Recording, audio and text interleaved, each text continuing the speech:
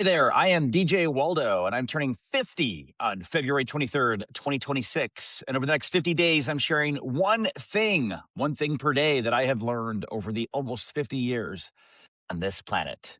Today's thing, let it go. Let it go. Let it go.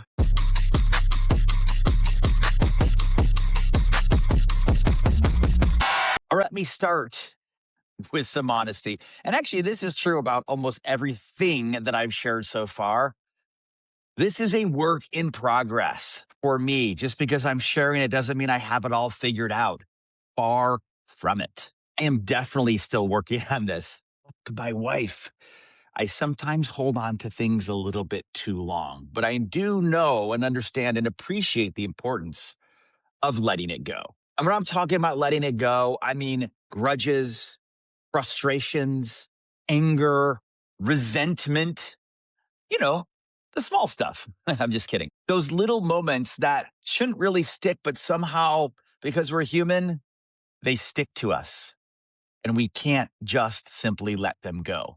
We do this, of course, because when something bad happens to us, we feel wronged or disrespected or annoyed. What ends up happening is it just replays over and over and over in our head. It festers. But similar to what I mentioned in Everything is Temporary, this isn't just about pretending nothing happened. Of course, that thing that caused you to be frustrated or angry or disappointed or disrespected, that happened. We have to acknowledge that it happened. This is not somebody like me just saying, just be positive, just be happy, just ignore it. No, not at all. In fact, many times I'd argue the opposite. As I've said before, sit in this discomfort. The emotions are real. Don't ignore the emotions. My therapist said this a long time ago, that sometimes you have to name that feeling, like literally naming it. Like, yeah, I'm mad, or gosh, I'm really frustrated right now. It sounds silly, but sometimes you actually even say it out loud.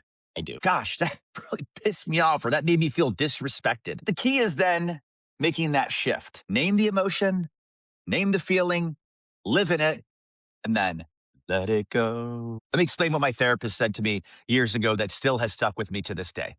He suggested that I write that feeling on a piece of paper.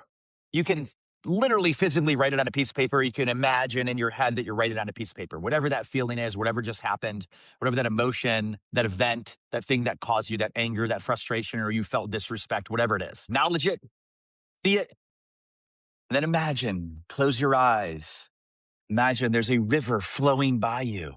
Take that piece of paper and toss it in the river and just let it float away. Let it go.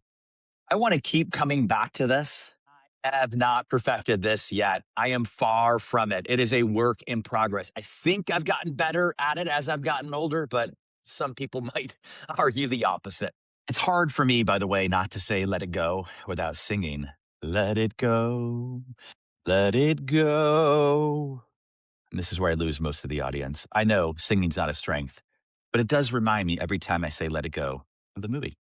But here's the thing. If you hold on to things too long, it ruins your day. We all know that. We've all been there before. One bad thing happens. You can have a 99% amazing day. One bad thing happens and it ruins your day. Nobody wants that. One bad thing can hijack your day. The opposite is when you let it go, that one small thing that could hijack your day, that could prevent you from having an amazing day, you prevent it from becoming a bigger thing. For me, where this shows up and where I'm trying to attain this level of let it go is I'm trying to hold on to grudges less. I'm trying not to hold on to anger or frustration or those feelings for too long. I'm trying, as I've said before, to give grace first.